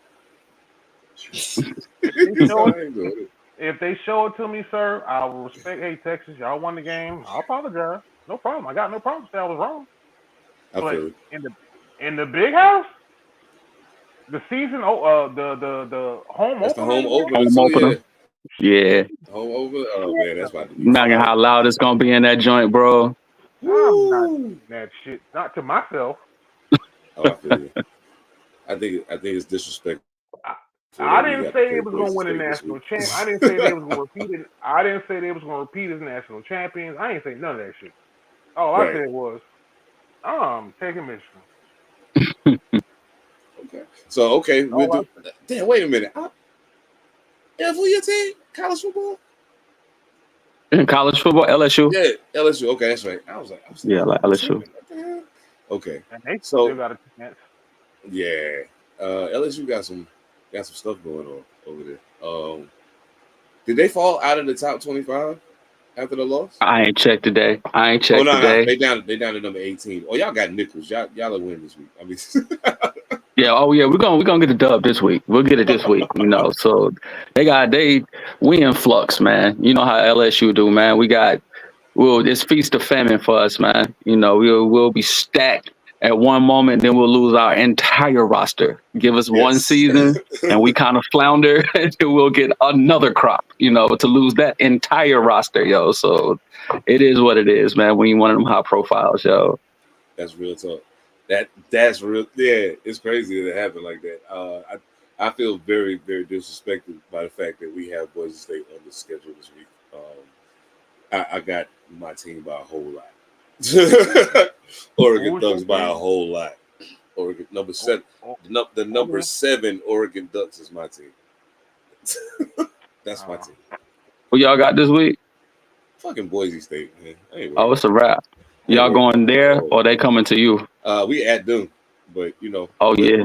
I mean, you know what I'm saying? It is what it is, man. When the yellow and green, you know what I'm saying, the green and yellow, when we land, man, wherever we at, it's home. It's cool. Y'all going to play on the Smurf turf. I got a question for you there, Mr. Oregon Duck. What it is? Y'all going to the playoffs? Y'all gonna win some shit? You know what? Despite what most people may believe, because we did lose some pretty important people. But I think we will, actually. I think we're gonna go. I don't. If we lose two games this year, I'll be surprised. Yeah, all right. You're doing the Joe stutter on me and shit. So. Nah, that's what I'm saying. But if we lose 2 games this year, I'll be surprised. I was trying to think of the best way to say it, but then I was like, and I'm not even mad at that, man. Looking at what y'all got, I ain't even mad at that, yo. Like, I can actually see that. Yeah, if I got a question for you, Brian Kelly, in or out? Out, bro. Okay. I'm about to say out, bro. You know, it is what it is, man. You know, it just what to me. I guess, you know, this might be something for another cast. I'm trying to. It's all sorts of people who but deserve a job. How do these dudes keep getting these jobs? You know what I'm saying? We can come off the head with 4 or 5 people a piece that we know that would do in some of these places, man. And these dudes go up and down in the leagues and just bounce all around and get big bread. What fraternity are they in, man? Are they in Skull and Bones? What's happening out here? Is there a coaching Skull and Bones out here, yo? I need to know. I'll actually give you a coach. Before we change subject, I'll actually give you a coach, dog. I don't know how you feel about me about what I'm about to say. I actually think Lane Kiffin is made for LSU. Ooh, that would actually be nice, yo. Lane Kiffin. I think his scheme would actually work, man. If he could just get, you know, and that's just something I don't like about, you know, this new thing. It's got its pros and cons. We literally lose our whole roster, yo. You can get a coach in, but we lose everybody. We get 1 season, maybe 2 seasons out of a good roster of kids, and then they're all gone, yo. So the way things are set up now, man. Do you think we'll ever see another Nick Saban run? I don't think we'll see it, bro. I don't think we'll see it again. I say no, just because the expansion. I say no. Yep. But I would also add this to it though. If we do, I think whoever does it may supersede Nick Saban. If we do. Oh shit. Okay. Because you would now have been doing it. You now would have been doing it in the equivalency of the free agency era of NFL football. I get you. I get what you're saying. Yeah. I get what you're saying. Yeah. If somebody does it, if somebody can do it for a sustained period of time, I think the argument shifts to, it will shift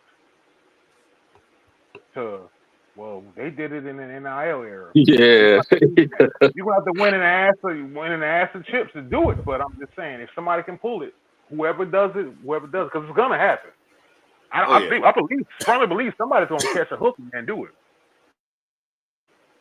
And the only reason why I'm saying the only reason why I'm actually saying this is I'm looking at NIL and I'm looking at states with no state income tax and boosters from Texas, Florida, and stuff like that. So it could possibly, anything's possible, but Throw enough money at it, yeah. You throw enough money at it, yeah. I'm with you. You know what I'm saying? You put enough money on the books, you can get a team to stay together for, Yeah. at least 2 years. Make a good run, get everybody to come to the same school, yo. Throw enough bread at it. That's what it's going to NIL, take, though. It's going to take somebody. It's going to take creating that atmosphere to say, hey, the now even if the money from like because there's even though there's the NIL you can make money, there's still a cap that you can't Oh, for go sure. down, you know what I'm saying? So, but when you got the people that say, hey, yeah, but like you don't just want to get the NIL, you want the fly NIL, and the fly NIL the fly niggas is over here. You know what I'm saying? And this coach been here locked in. This the offense we run, the position you play. Stellar, we got you. You know what I'm saying? Boom. And every year we're bringing in the top quarterback in the country. You know why? Because when this nigga leave, this nigga playing. And then that nigga leave, and then this nigga playing. And then, hey, we ready. Once you get to that point, when it gets established, that new landing spot. Alabama was the landing spot. That was the goal for high school kids. You know what I'm saying? I'm gonna go play for Bama. Unless you just so happen that like you want to go play for your favorite team. Bama's not your favorite team. You want to go play for your team. You can go play for the Ohio State University or Notre Dame. All of these schools have prestige, but if you want to win, if not only do I want to be on the biggest stage, I want to succeed on the biggest stage. I know where to go. Let me go there. NIL, I think NIL is bigger than that because NIL also helps the 4th round, 3rd round, 6th round draft picks. Mm-hmm. That's what I'm saying. The ones who are not the build first that depth. round. Yeah, that the 6th round draft picks who are college stars who you question can they transfer? You get them to stay maybe a little bit if you have a good structure and program with it. So absolutely. The first round, the second rounds, we know who they are. But the 4th, 5th, 6th, 7th round range ones, you get them to be like, I could stay and get this and then go. Develop and then go. That part. Hell yeah. All right. Bust it. Oh man, I gotta get to this. I gotta do it because I always give them a shout out. We always, you know what I'm saying? We always big them up. We probably talk about them more than just about anybody else in sports media, and especially in hip hop sports media. So real quick, Chicago Sky is currently on a unbelievable losing streak.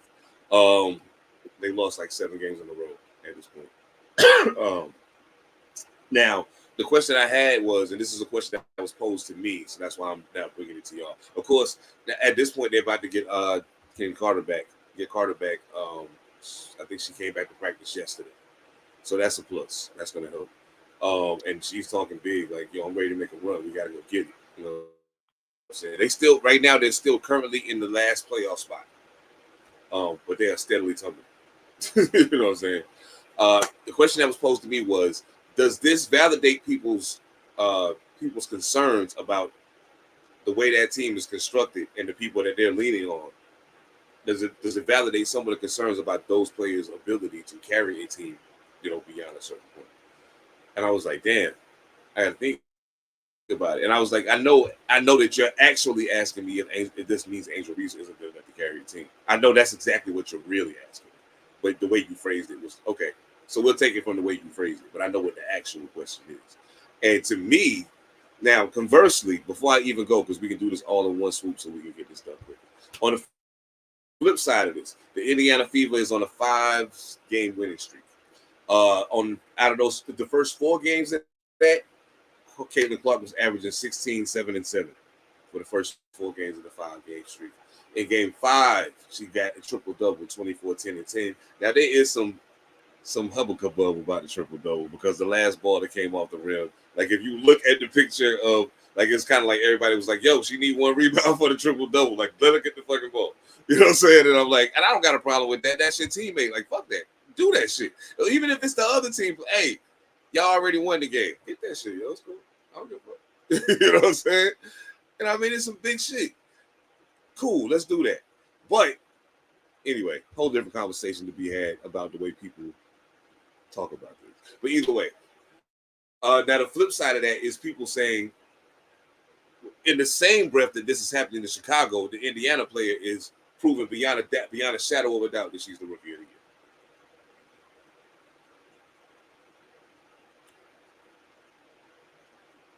Those numbers are good. She also leads the league in turnovers. I mean, it happens, I guess. But I mean, I don't know. Thoughts? What does this say about any of it in regards to Chicago or Indiana and the way that their teams are currently performing and the people who are the focal point of each of these, the way these rosters are constructed? Number one, they're just rookies, and we shouldn't be looking to these rookies to be taking these teams to the championship. They're just rookies. This is their first season. You cannot lean on Angel Reese because she's not polished enough offensively to be able to give you enough points on that side of the court to offset what she does for you on defense.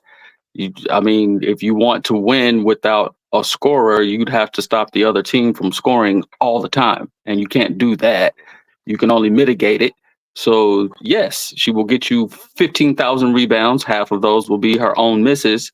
And you're not going to get over the hump with that. So, no, you cannot lean on Angel Reese to take you to the playoffs. She's not that type of player yet. This is her first season.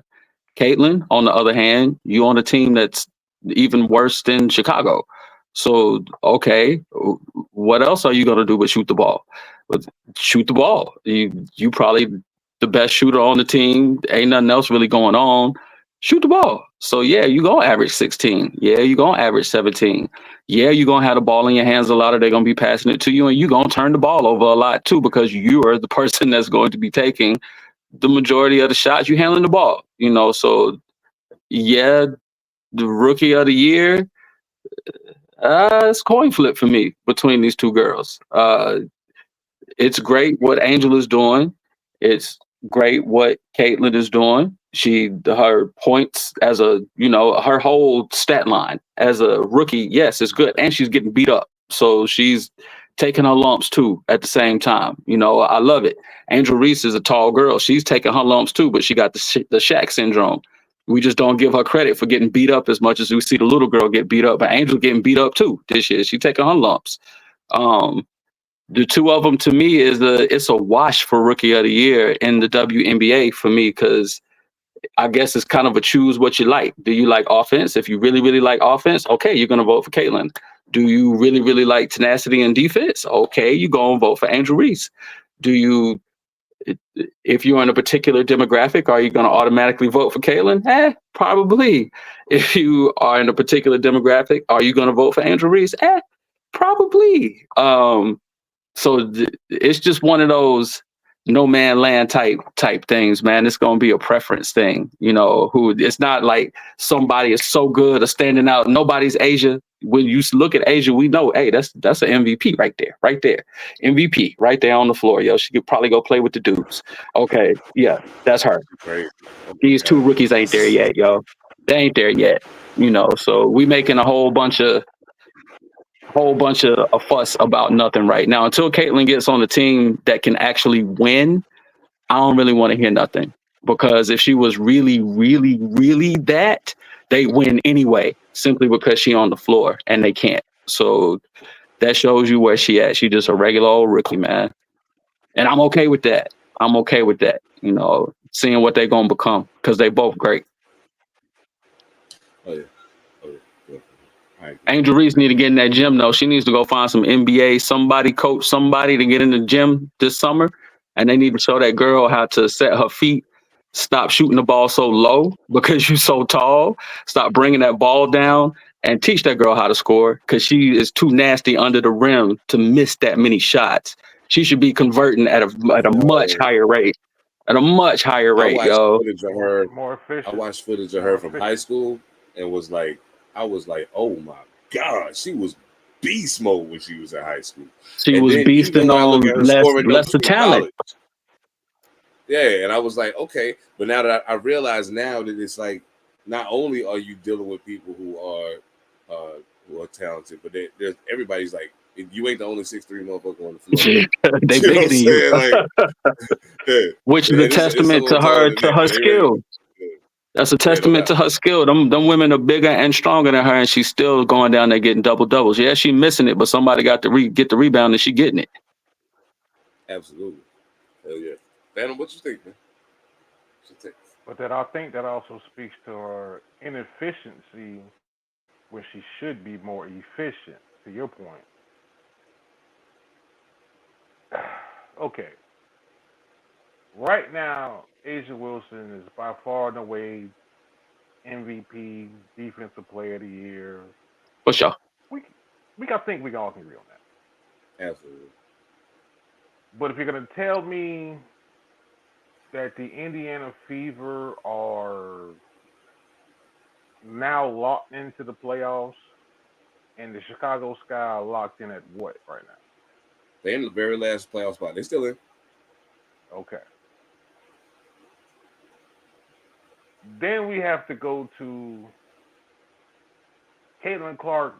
Legitimately is in an MVP conversation, but we all know she ain't gonna win it. It's like you have to put it there based off 32, 33, 36 points accounted for, assisted for, and leading the league in assists and everything else. So I have to go with that. Angel Reese's double doubles. Like, I'm an Angel Reese person, never not been. There's only one time I've had beef with Angel Reese, and I ain't gonna even go in there with that one. But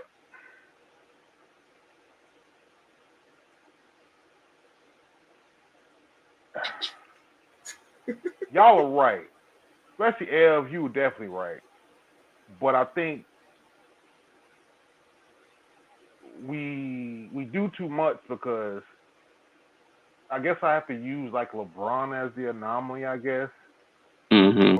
Or Candace Parker, for example. Candace Parker. Yeah, I was gonna say Candace Parker. Candace Parker is the example. Love you, Candace. That's my girl right there. Candace is dope. So. Watch out now! I'll punch you in the throat, bunker. Watch out now. But we both got to fight that Duke fella for her anyway.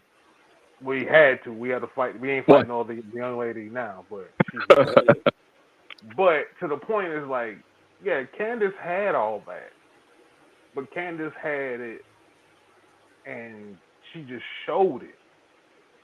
Yeah. I think, what did Candace won? I know she won Rookie of the Year. I think she won MVP or she was Roy. She won Rookie of the Year MVP the same year. Same year. So yeah.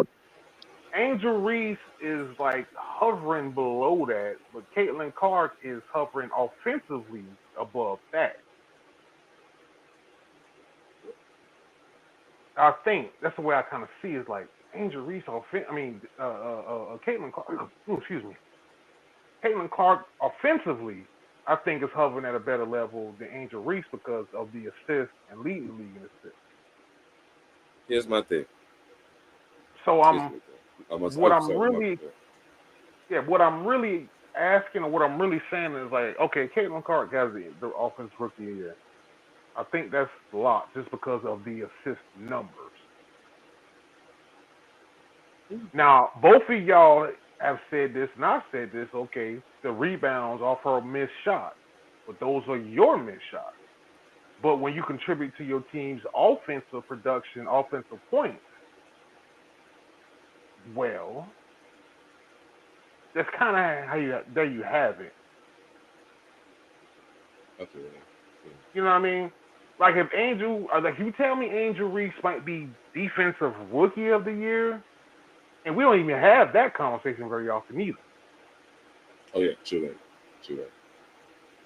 So that's where I'm kind of going with it. I'm like, I understand everybody's point, but I'm like, results matter, and just based off of like, I'll repeat it again. Asia Wilson is the fucking MVP. Period.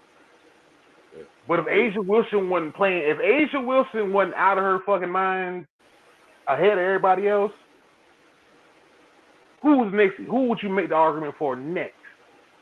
You'd probably do the easy answer. The easy answer for people would be Caitlin Clark. That would be the easy answer.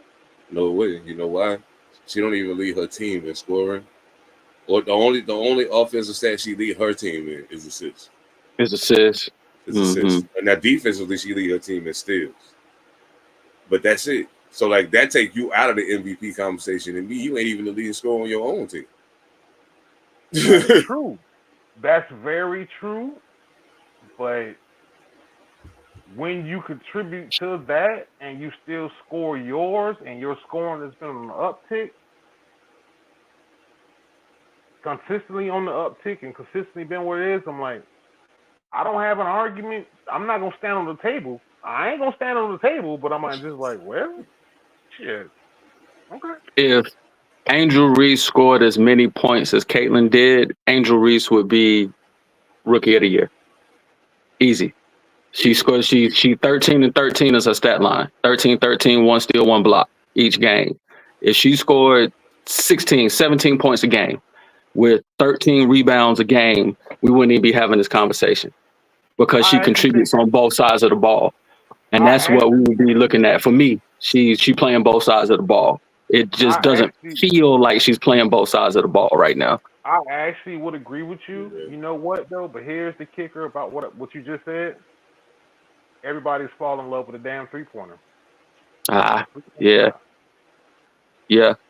And the way Angel is playing, she's playing in a young, evolved way, but she's not a 3-point shooter. So I'm like, if you said this to me, I was like, you're right.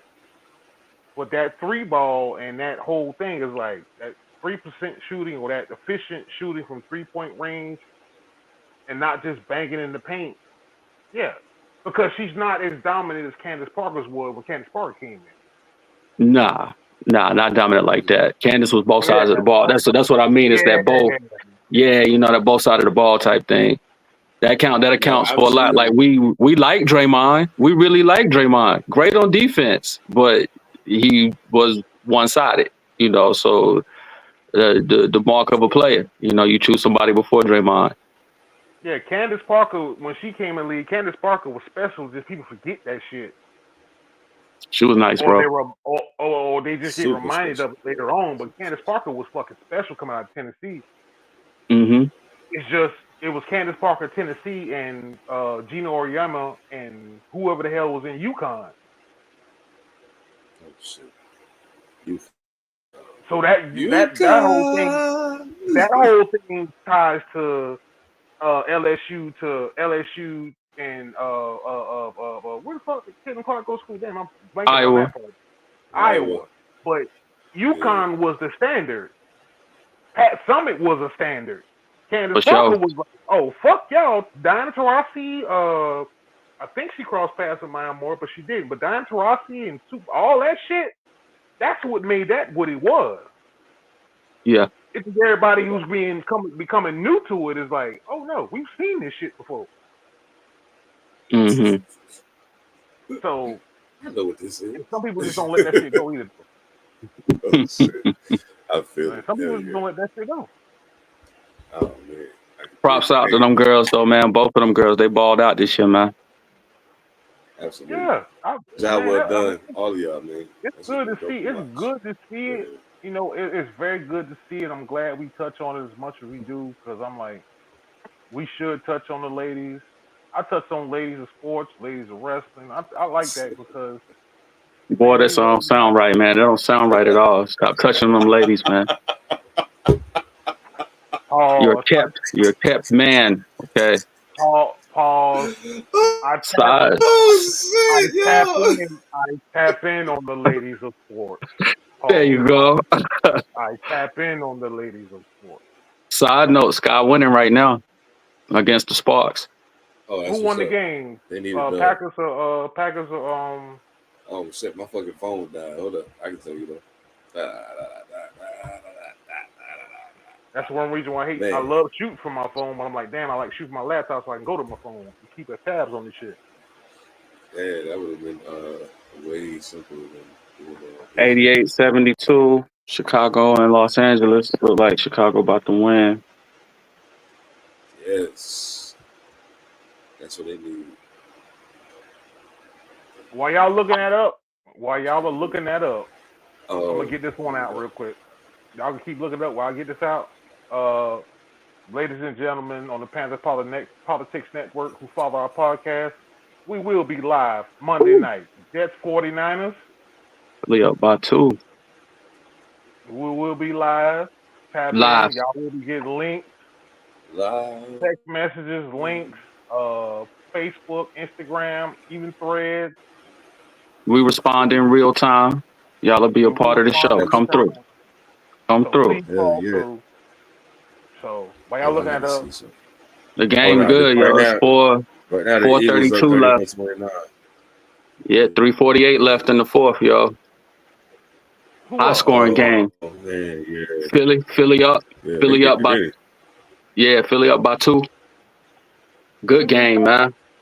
Who knew Sao Paulo Oh Brazil man, game was yeah. gonna be what it was? I bet you it's a Oh, it's lituation down there, bro. Well, Oh, you you better start that believe shit. it. Yeah. I bet you it's a lituation in Sao Paulo. They don't care who win this game tonight. It's about the after party. You better believe it. You better I'm believe it. sorry, I heard you. If you leave out the confines of a certain place in Brazil, you getting robbed. Carry two Oh, okay. wallets. Yeah, carry two I'm wallets. staying inside then. Carry Yeah. two. I've heard the stories of carry two So, wallets. Carry the real information and carry your fake one. Wow. Mm-hmm. man, all right. That's crazy. All right. Yeah, I might actually get to catch a little bit of that. I'm gonna have to hit it while I'm in the car. But yeah, I know Yeah. what it is, man. We got I can't wait till Monday, man. Yeah. Halftime. Halftime. And I can't And and I by the hope way- that by that point we have some idea what both of these teams is really like, how they And come. by the way, man. wrestling fans and UFC fans, we Mhm. are coming for y'all too, especially my Mhm. UFC family. We Oh coming yeah, for speaking y'all of too. UFC, Conor McGregor is officially done. But he running for president of Ireland next year. So For real. it is what it is. That's So, crazy. salute to him, man. I wasn't even gonna touch that one. I'm just saying to my wrestling fans, Man. you will get y'all wrestling fans. It was so funny when I Got a couple seen it. I wrestling had to people. talk about it. I said, "This I motherfucker got is some nuts." wrestling fans that want to talk about that. If Jesse the Body Ventura Oh, yeah. can be a governor and Arnold can be a governor and Trump can be a president, Conor McGregor can be the man in Ireland, yo. It's the world we living in, dog. This is true. This is so true. Oh my goodness. Well, y'all heard our picks. Come get with us Monday. We're gonna see who Monday. got how the record turned out. We're gonna keep a track of the record through the whole season, see who get the most at the end of the year. We'll figure out what the winner get and all that. But for the meantime, in between time, make sure you tell a friend and tell a friend. You can catch the recorded version every Saturday morning. See how you find out what we think about what happened before. We make our picks for what's coming, and then Monday we get to talk about it. You know what I'm saying? Keep us honest. You gotta watch. Oh, you gotta watch man. the recorded. Keep us honest. By all the right. but by the way, Okay, lock there is in. supposed to be there's gonna be consequences for this. You're in consequence. Oh yeah. Oh yeah. We gonna have It's got to some be if it's gonna consequences. be a prize if you win. Yeah, you're right. It's gonna have to get something if whoever come in last. I ain't no doubt. I can think it. All right. Yeah. Hell yeah. Okay. We got to put our heads together and come up with it. Yeah, ain't nobody got to shave their beard or shave their head type of shit. Cause I ain't shaving. No, I mean, I'm cool. Our trophy is the big piece of. Our trophy is the big piece of chicken, yo. I don't know how much hair. L ain't got much hair. I think I'm the only one with good hair. I think I'm the only one with hair on here at this point in time. Yeah, you. Yo, That's it. That's wild, you. man. Ain't no hair over here, bro. It's a Van Diesel, bro. Yeah, it's a rap. Yeah. It's Rap City over this one. It's been Rap City over here since 1993. Oh man. Shit. 1992. I take that back. Anyway, yeah, y'all know what it is, man. All purpose. Thank y'all so much for locking in. Appreciate y'all. Potting for the sport of it, man. We get it in every time. Salute Ilpo. It's been a pleasure. It always has been a pleasure, gentlemen. Always. Pretty Kings, Echo Limitless, salute to y'all. See y'all on Monday. Over there on the flagship pod, Eater Mad Assassin, Mojo Barnes, Monster Alyssa, salute to y'all. We'll catch y'all, man. Y'all already know what it is. The network putting in the best work. Let's get a mail.